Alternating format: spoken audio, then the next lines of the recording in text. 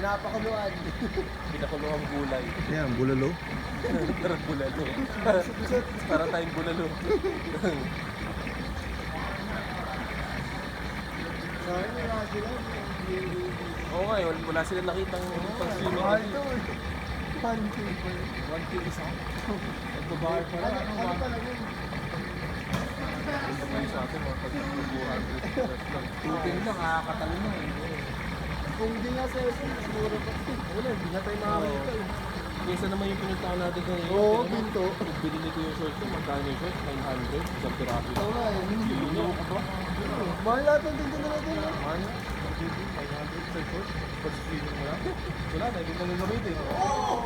One time use na. Oo, di ba ito yung minsan lang gagamitin? 1 month.